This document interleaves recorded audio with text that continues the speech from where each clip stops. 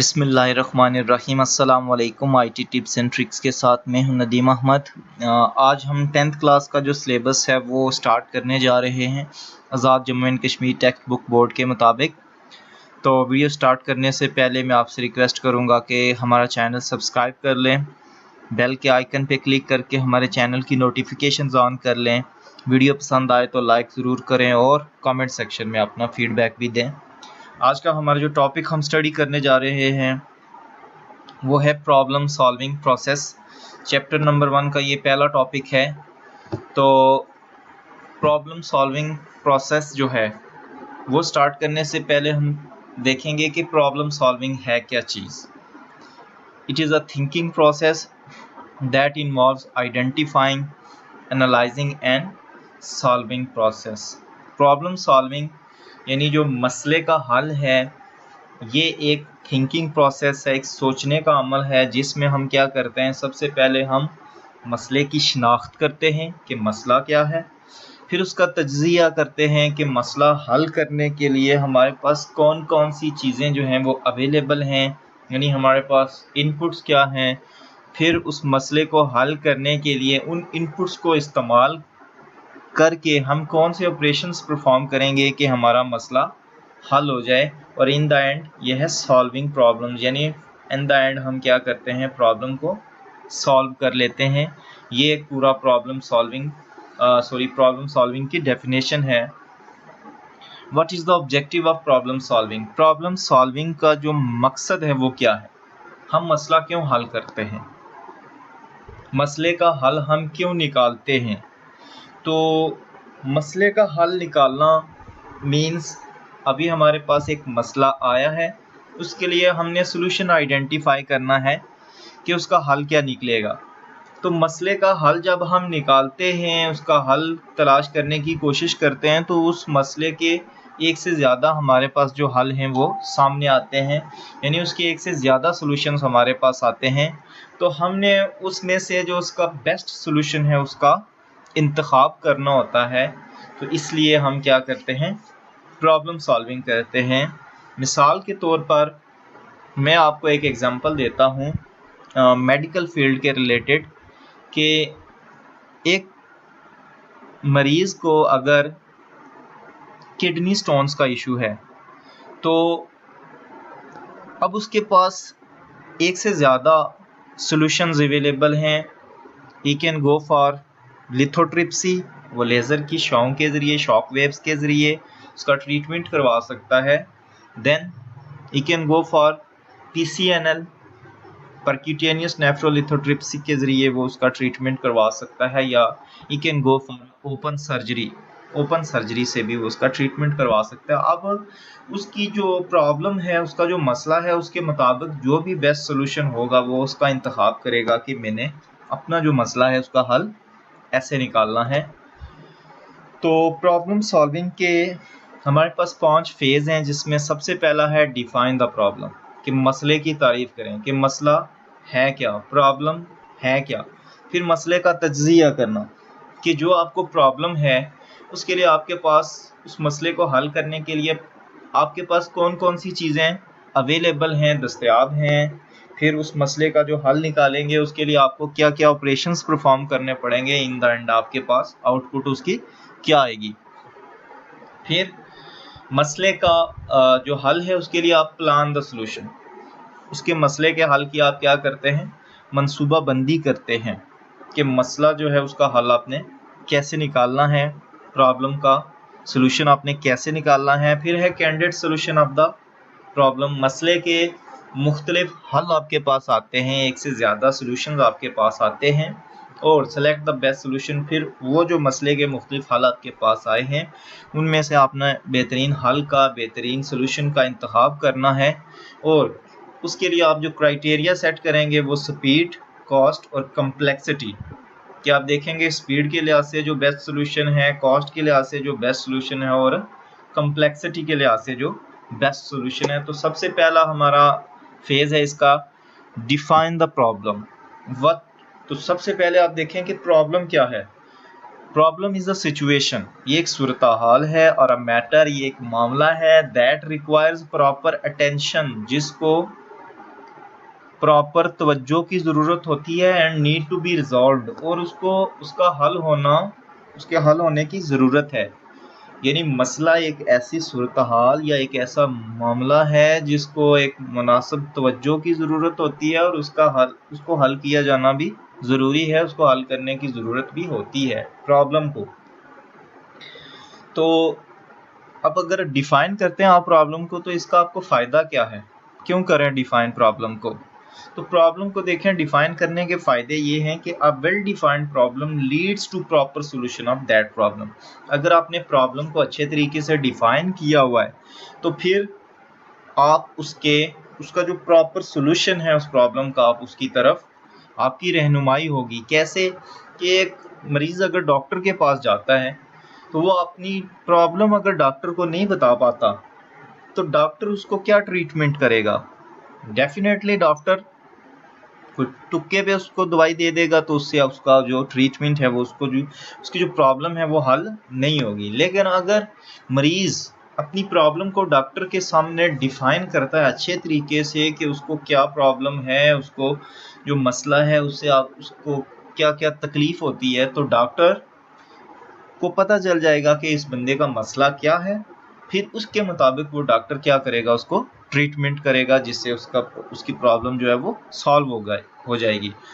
Sometimes user fails to solve a problem after spending a lot of time and energy just because of the fact that the problem was not clearly defined। बात क्या होता है, कभी कभी ये होता है कि यूजर जो है वो एक मसले का हल निकालने में नाकाम हो जाता है और उस मसले का हल निकालने में वो अपना टाइम भी ज़ाया करता है, अपनी ताकत भी खर्च करता है, लेकिन नाकाम हो जाता है। क्यों नाकाम होता है? इस वजह से नाकाम होता है कि उसने जो उस मसला है, पहले उस मसले को क्लियरली उसने डिफ़ाइन नहीं किया होता, उसकी शनाख्त, उसकी तारीफ उसने नहीं की होती, जिसकी वजह से उसको इस चीज़ का सामना करना पड़ता है। अगला फेज़ है हमारा एनालाइज द प्रॉब्लम, कि जब हमने प्रॉब्लम को डिफ़ाइन कर लिया अच्छे तरीके से, उसके बाद हमने प्रॉब्लम को क्या करना होता है, एनालाइज करना होता है उसको। In this phase we find facts like what is given, कि जो मसला हमें दरपेश है उस मसले का हल निकालने के लिए हमारे पास कौन सी चीज़ हमें दी गई है, कौन सी चीज़ हमें अवेलेबल है, व्हाट इज रिक्वायर्ड हमें, and how can we get the required solution from the available resources. फिर हमने ये देखना है कि हमारे पास चीज़ कौन सी, हमें किस चीज़ की ज़रूरत है, कौन से ऑपरेशंस की हमें ज़रूरत है, और हम जो दिए गए मतलूबा हमारे वसाइल हैं, रिसोर्सेज हैं, हम उनसे उस मसले का हल कैसे निकाल सकते हैं। ये सारी चीज़ें हम प्रॉब्लम को जब एनालाइज करते हैं वहाँ पे हम इनको स्टडी करते हैं।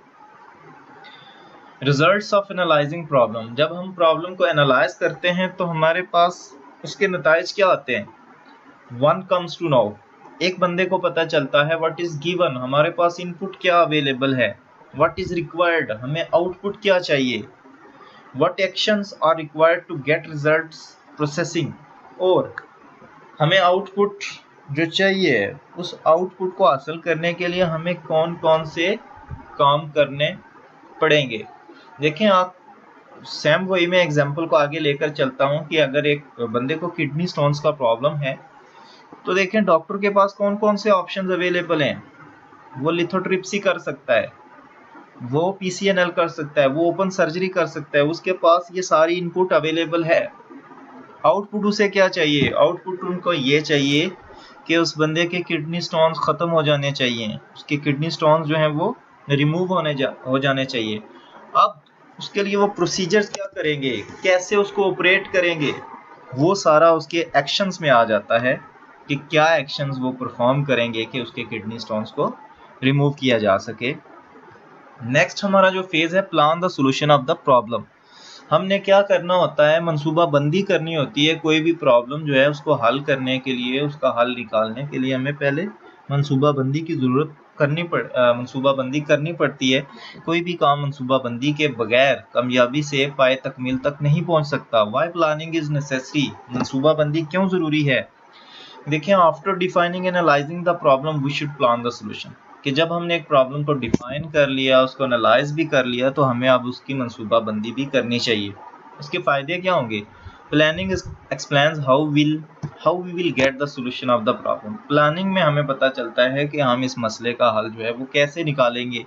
Planning decides what we have to do and what resources will be used to get the solution।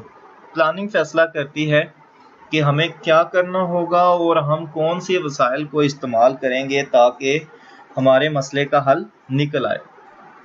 Things to remember while planning the solution, कि जब हम सोल्यूशन की प्लानिंग कर रहे होते हैं तो हमें कौन सी चीज़ें याद रखनी है। Make a schedule of when each step would be finished. एक स्केड्यूल बना लें आप प्लानिंग में, जिसमें आप देखेंगे कि हर स्टेप आपने कब स्टार्ट करना है और कब उसको फिनिश करना है। फिर think through how the plan and solution will affect the other people. फिर आप उस मसले का हल निकालने के लिए जो आप प्लान बना रहे हैं उससे दूसरे लोगों पर उसके क्या इफ़ेक्ट आएंगे, उसको क्या असरात पड़ेंगे। यानी मरीज़ की बात करें तो मरीज़ पे उसका क्या असर पड़ेगा। Get ready to face criticism regarding the plan and solutions. देखिए, जब भी आप किसी मसले का कोई हल तजवीज़ करते हैं ना, तो उस वक्त आपको तनकीद का सामना भी करना पड़ता है, आपको क्रिटिसिज्म का सामना भी करना पड़ता है। तो उसके लिए आपको फिर जवाबात भी तैयार रखने चाहिए। लोगों की तनकीद का सामना, लोगों के सवालात का जवाब देने के लिए भी आपके पास आंसर्स होने चाहिए। इग्नोरिंग अदर आइडियाज़, फिर बाकी आइडियाज़ को आप क्या करें, इग्नोर कर दें और फोकस करें कि जो आपने उसका सोल्यूशन निकाला है आपने उस पर ही फोकस करना है। उसके बाद आ जाता है कैंडिडेट सोल्यूशन ऑफ प्रॉब्लम। देखें, जब भी हम किसी मसले का हल निकालने की तरफ जाते हैं तो उस मसले के एक से ज़्यादा हल जो हैं वो हमारे सामने आते हैं। लाजमी नहीं है कि कोई एक मसला जो है वो किसी एक ही तरीके से हल हो सकता है। एक मसले के मुख्तलिफ सोल्यूशंस हमारे पास आ सकते हैं। तो when we brainstorm on a problem, जब हम किसी मसले पे अपना दिमाग लड़ाते हैं to find its solution, उसका हल निकालने के लिए, we may come across different solutions of that particular problem। तो उस मखसूस मसले के मुख्तलिफ हल जो हैं वो हमारे सामने आते हैं। These solutions are known as candidate solutions of that problem। तो ये जो solutions, ये जो हल हैं, ये उस प्रॉब्लम के, उस मसले के candidate solutions कहलाते हैं। candidate कहते हैं खालिस हल उसके। तो candidate solutions का फ़ायदा क्या है? When we spend money, energy and resources on the research to find different solutions of a problem, then we can easily pick the best solution which fulfills our requirement। कि देखें, जब हम किसी मसले का हल करने के लिए, हल निकालने के लिए हम अपना पैसा खर्च करते हैं, हम अपनी एनर्जी खर्च करते हैं, ताकत का इस्तेमाल करते हैं, अपने रिसोर्सेज, अपने वसाइल खर्च करते हैं कि रिसर्च करें हम कि एक प्रॉब्लम के जो मुख्तलिफ हल हैं वो हमारे पास क्या आ सकते हैं। तो फिर हम उन जो मुख्तलिफ हल हमारे पास आए हैं उनमें से हम बेहतरीन हल का इंतखाब कर सकते हैं जो हमारी ज़रूरत को पूरी करता हो। तो कैंडिडेट सॉल्यूशंस का ये फ़ायदा होता है कि जब हमारे पास एक मसले के बहुत सारे हल आ जाते हैं तो फिर हम उन सॉल्यूशंस में से, उस मसले के जो हल हमारे पास आए उनमें से हम जो बेस्ट सॉल्यूशन है हम उसका इंतखाब कर सकते हैं कि हमारे मसले को वो जो बेहतरीन तरीके से हल करे। अब बेस्ट सोल्यूशन आपको कैसे पता चलेगा कि ये जो सोल्यूशन है सारे इनमें से ये वाला जो सोल्यूशन है ये बेस्ट सोल्यूशन है, ये आपको कैसे पता चलेगा? तो उसके लिए आप कोई क्राइटेरिया सेट करेंगे, आप कोई मेयार सेट करेंगे जिससे आपको पता चलेगा कि ये सोल्यूशन जो है, ये हल जो है इस मसले का, ये हमारे पास बेस्ट सोल्यूशन है। After working on different ideas to find a solution for a problem, the main thing is to select best among all possible solution। अब आपको कैसे पता चलेगा कि ये बेस्ट सोल्यूशन है? Criteria for selection of best solution. तो criteria, मेयार आपने क्या सेट करना है? सबसे पहली चीज़ उसमें आती है speed. One of the major factors that affects the selection of a solution is the speed. कि कोई भी जो आपका मसले का हल है उसमें आप स्पीड को देखते हैं कि आइदर जो हमारा सोल्यूशन है जो स्पीडी है, यानी speed means how fast a specific program or software will provide the results of a given problem.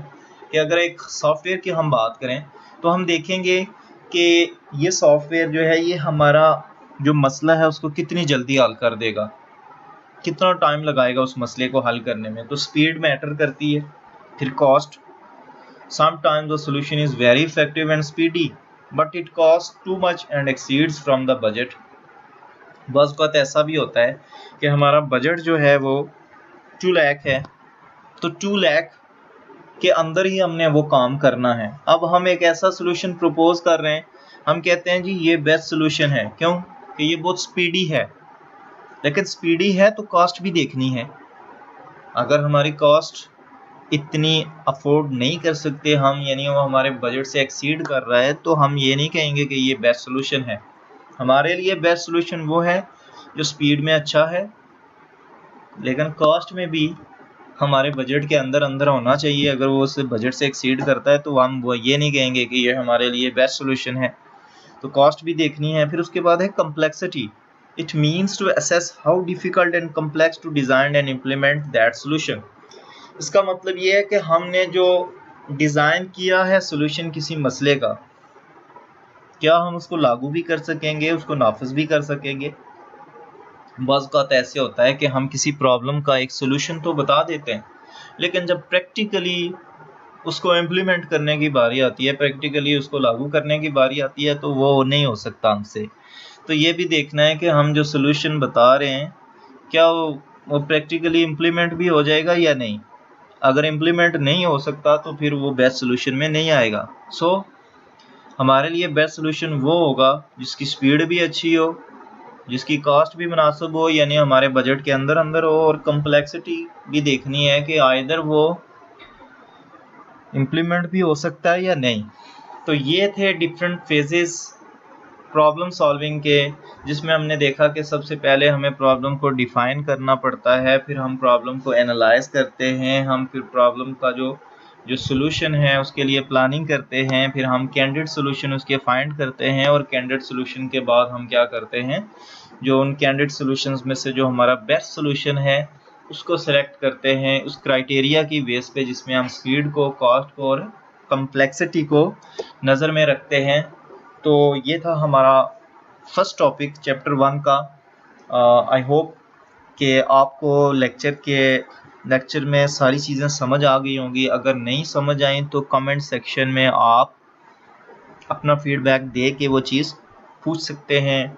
Video देखने का शुक्रिया। अल्लाह हाफिज़।